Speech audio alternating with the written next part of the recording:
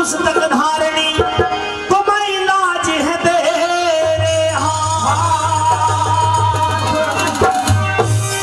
मन सुमर लिए घनश्याम श्री ब्रह्मपाल गुरुदेव मेरे गुरु जी का पूछी बरौला धाम। अभी आपने सुना था सत्यवान और सावित्री के बीच में बातचीत हुई।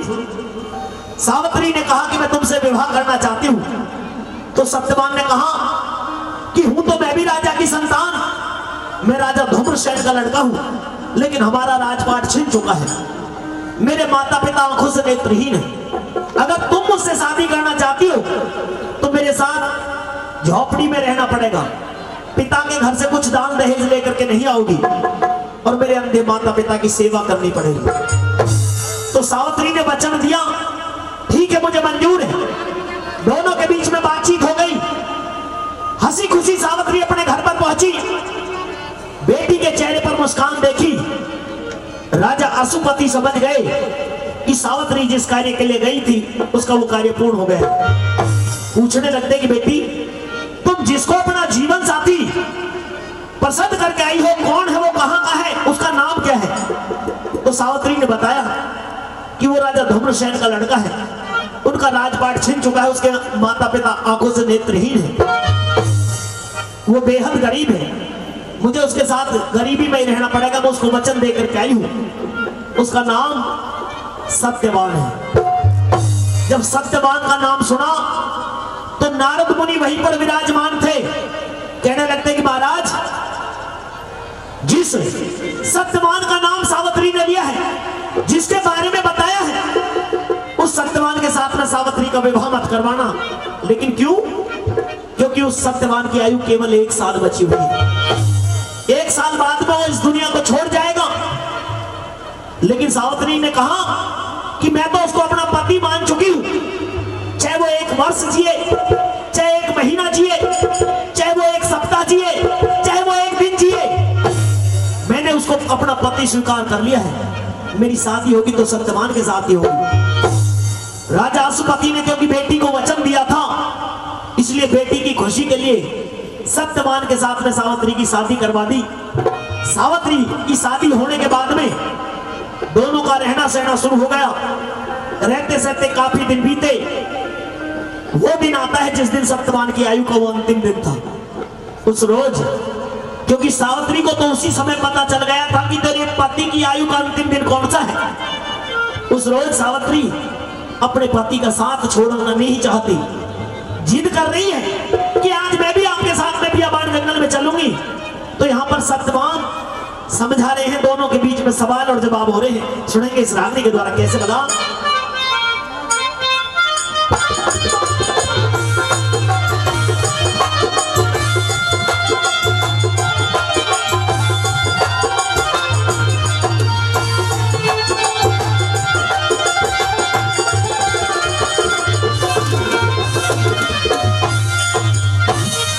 सावित्री जी पिया जी, आज कहाँ के लिए तैयार हो रही हो?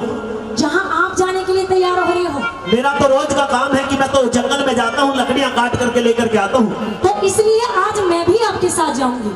तुम? हाँ। मौसम खराब है, घर पे ही रहो। नहीं, जंगल में जाना आज तेरा ठीक नहीं है। मैं कुछ नहीं जानती।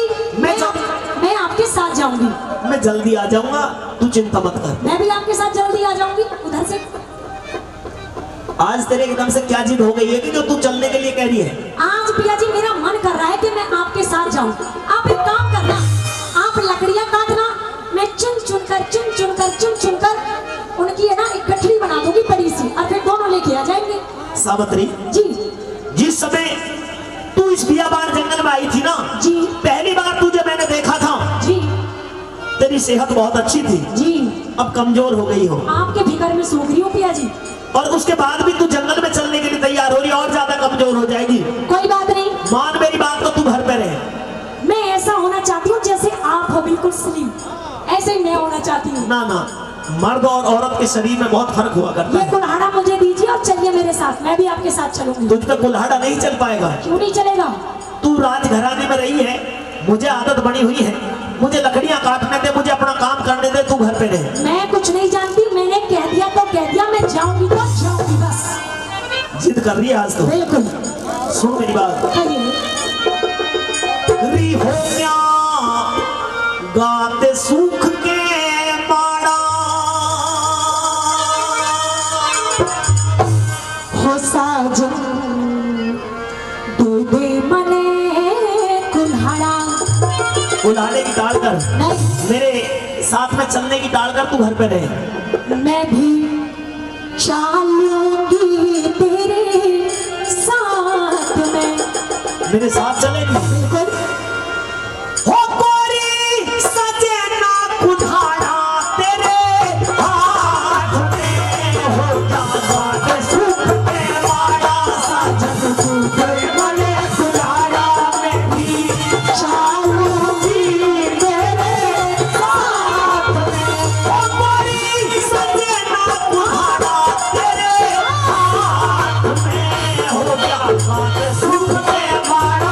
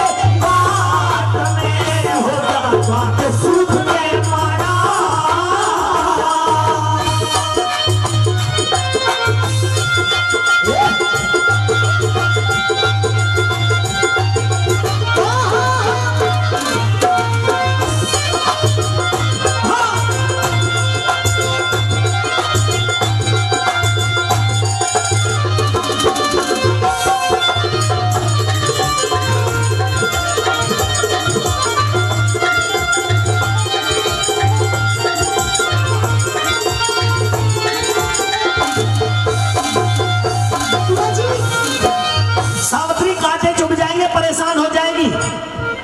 देखो मैं आपके चरणों की दासी बन के रहना चाहती हूँ। दासी? हाँ। कोई बात नहीं। जब से मैंने आपसे शादी की है ना, हाँ, मैंने सब कुछ आपको मान लिया है। वो तो अच्छी बात है, होना भी चाहिए। हाँ, इसलिए जहाँ जहाँ आप जाओगे वहीं वहीं मैं जाऊंगी। आदरणीय शेखावत जी, आप भी आ जाओ स्टेज पे, कैसे आकर के वापस चल दिए। जी हाँ, बड़ा प्यार आशीर्वाद उनका मिलता रहा है। आए हैं व्यवस्था को देखने के लिए। एक बार ताली बजा करके, रागनी अच्छी लग रही है तो एक बार तालियों से अपना आशीर्वाद देते। जोरदार ताली आपकी तरफ से हो जानी चाहिए। सावित्री जी, आज तू जिद कर रही है बहुत ज्यादा। भाई ये चिटर पिटर क्या हो रही है देख।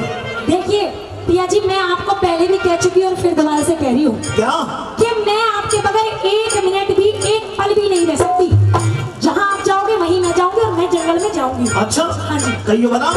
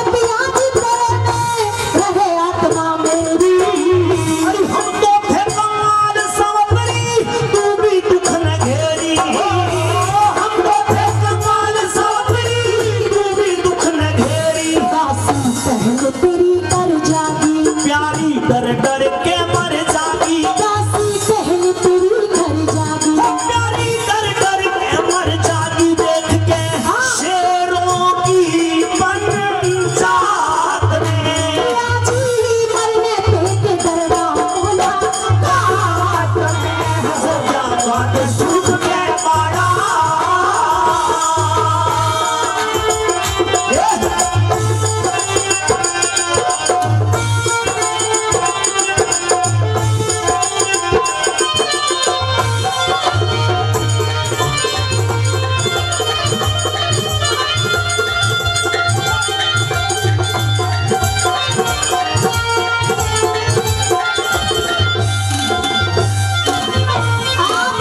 मुझे जाने से मना क्यों कर रहे हो?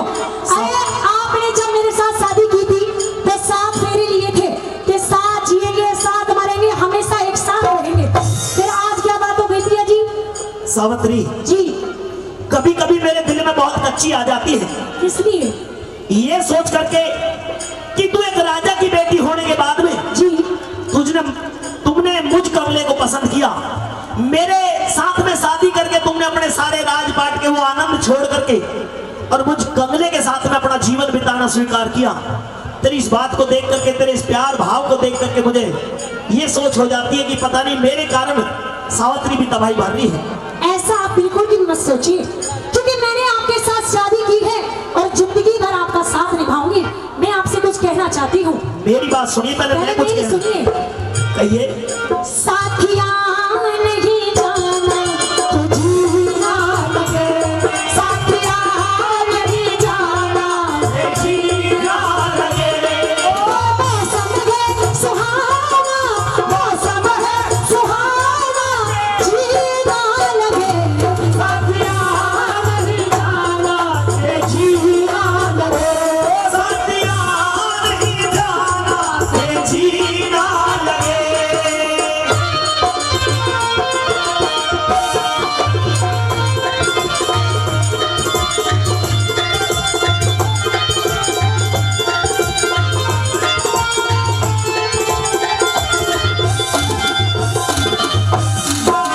हमारे परम आदरणीय, जी हाँ, बजरंग जी, आदरणीय बजरंग सूबेदार जी कैरोडी से, जी हाँ, क्योंकि बजरंग हनुमान जी का भी नाम है।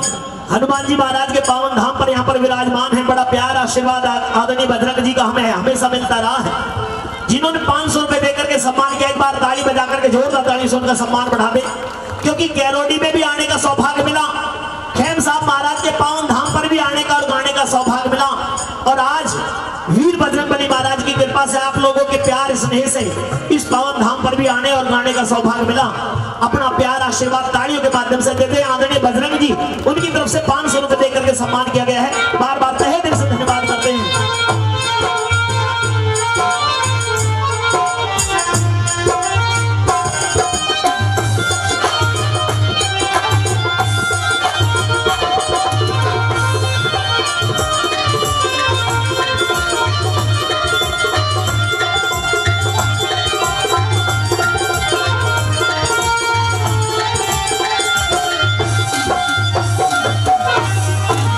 हो राजघर